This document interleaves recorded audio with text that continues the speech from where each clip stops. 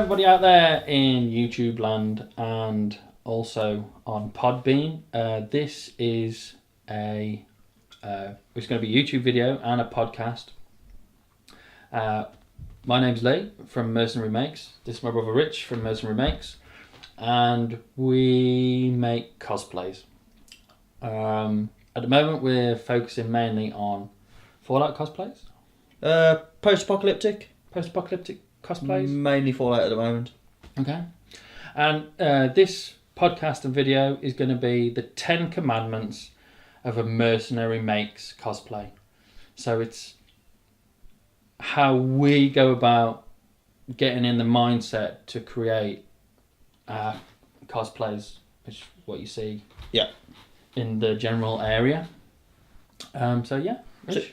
So this isn't a type of rule book that we feel everyone should follow, but just the process we went through that helped us with what we were doing and to develop the pieces that we really wanted to do. A lot of the cosplay pieces that we've done haven't been strictly replicas by far. All of it has been our own interpretation so far. We're going to look at projects in the future of replicas, but at the moment we're quite happy with the process that we've got. We think it works. We hope it works for you guys too. Yeah, so that's good. I mean, we got some. This is Rich's vision of what a plasma rifle should look like. This is my personal interpretation of a double barrel shotgun, and then some of the things are taken, with more inspiration from the game, and some pieces are just our own ideas.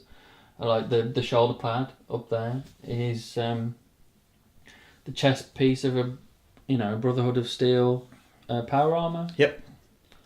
And that brings us on to our first commandment, which is live it. The chest piece came about by just thinking about what you may come across in the wasteland, and if you come across a defunct piece of power armor, you're not going to leave that lying around. You're going to salvage as much as you can, and you decided to go for the chest plate. Yeah, turn it into a shoulder piece. But I think that goes for absolutely everything that you're going to create. At the very beginning, you're going to look into, I want to build this, or I want to be a character from this. So it's really important to become that character as much as feasibly possible. A lot of our process was we played the game for a long time, and then I suppose you sort of have to look at it and go, this is what I really want. Because if you can't live it, you're never going to develop the pieces, I don't think, that make as much of an impact to other people. No, I think it has to be, true. This is what I'm doing. And I think it's really important as well to, if you are going to live it, to try and focus on that. I would really struggle to live two projects. Mm-hmm.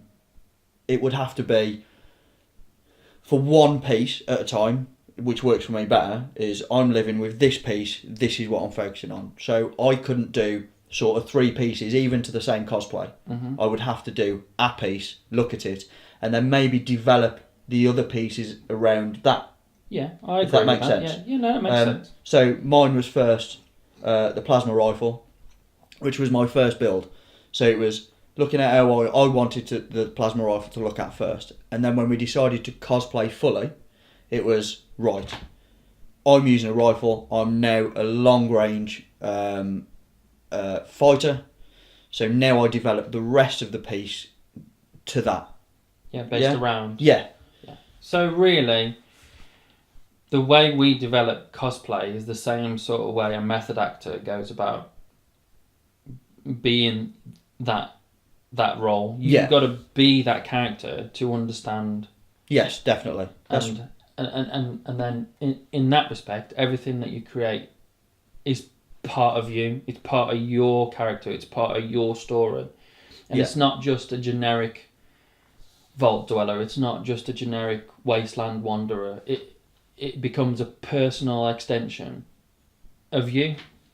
Yeah. So, like you say, like a method actor, you would then become that character.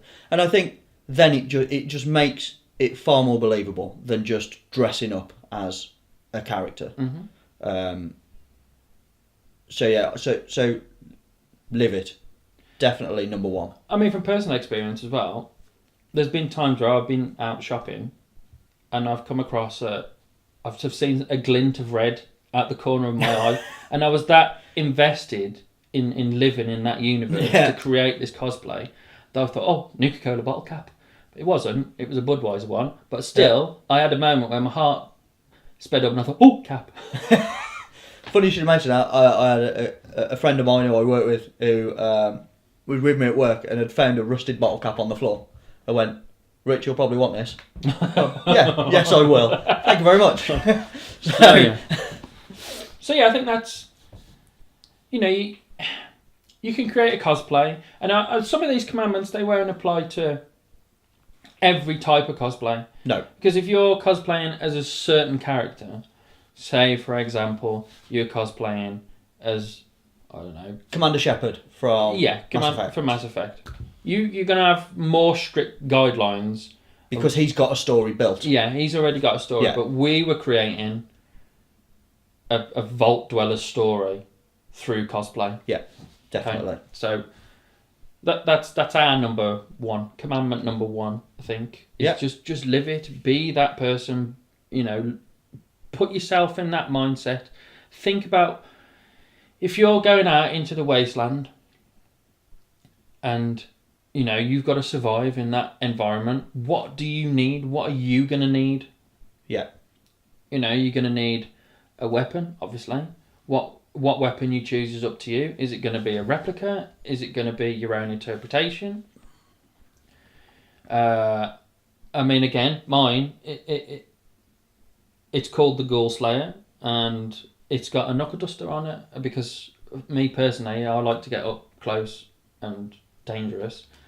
And the way I looked at it was, it's a knuckle duster on a shotgun, because if it's only got 2 shots, so if you use both shots and the ghouls run at you, you're gonna have to knock them back somehow. So having a knuckle duster, that's helpful. So yours tells a different story to mine. I think I think that's commandment number 1. Commandment 1. So, commandment 2, research, okay? Not only research into whatever subject it is that you want to work with. So, a lot of our research was playing a game, looking at concept drawings, getting books also. But also research into the processes of how you're making these certain items. Create the thing. It's no good sort of going straight in and going, this is what I'm going to do, buy a load of stuff, and then sit there and mess it up, waste a load of money. Always research a lot of processes, different styles of doing things. There's some fantastic work out there, all over the internet, of brilliant cosplayers that have got loads of different techniques of achieving the same effect. Also, a lot of time, if you're researching how to make these things, a lot of cosplayers do things the same way, because that way works. Yes. So, you wouldn't reinvent the wheel. People like Bill Duran and Evil Ted and, Solo Roboto and all of those places, they work with certain materials, they work a certain way, because for them, that's what works. It's tried and tested, isn't it? Yeah, of course. It's not like you're going into it and then going, I'm going to make up my own process, which there's nothing wrong with that at all. But if it works, why change it? Definitely. No, exactly. So, like Rich said, look at what you want to build. Get reference pictures, blueprints if you need blueprints. Yep. Look at game stills. Look at real life weapons. At the moment I'm building a minigun, and I didn't want to just base it on the game. I wanted it to have some semblance of, being steeped in reality. So I looked at, like a real Vulcan cannon from a helicopter or from a ship. I wanted that element of reality. So I got the measurements for the barrel. So I'd got the right size barrels. Yes. there's a lot that you can do that, you know, you don't have to just take from the game, especially with a game like Fallout. You can take from your reality and not just from the game reality. Yeah, I mean, with a lot of the Fallout weapons and even other games that are out there and films, a lot of the weapons are taken from a realistic weapon that's already been made. Yeah. There's a lot of actual weapons that are in Fallout that are used. Mm-hmm. There's sort of like revolvers and stuff that we have dated. You know, they're out there. But then you've got to look at, this is up to you how much you research, because it's all according to how accurate you want to be with whatever it is you're building. Mm-hmm. You might just fancy cobbling something together that looks pretty cool just to take out. Whereas for us, we wanted things to be as realistic as they could be, even though they're our own.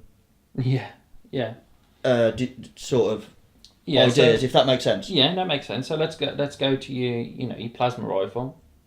You know, when you were building this, when you're building it, and you're looking at your pieces. Yeah. You know, each piece of this is a certain function for you. Yeah. Yeah. So like these wires of, for obviously take the power from the power cell into the plasma chamber. Yeah. And then that's accelerated, through the coil and out the end. Yeah. There's parts of it that scientifically make sense, like the coil. And so from your perspective, that's how that came together. We took things that made sense in the real world. Yeah. And put them into a sci-fi weapon, which, game designers and developers and, it's important to make it, if you are doing sci-fi weaponry especially, so it makes sense. Obviously with Tesla and all that sort of stuff, Mm-hmm. it uses a coil. It is what helps generate the power that they're generating. So whatever it is, even sci-fi weapons, if you can make it look like it makes sense to someone who probably hasn't seen it, then you've done well. Yeah, I think so. I'm from a science background, but I think if I was just someone walking around a convention, a comic convention, and I saw the coil on the end of a plasma rifle, to me that would make sense, I think. Yeah. So I think, do your research. It doesn't just have to be from a game. You can research from any number of, any number of places. There's plenty of media out there that you can use. But then, like I say, it's all according to what you're making to how much you do research. But it's definitely worth doing.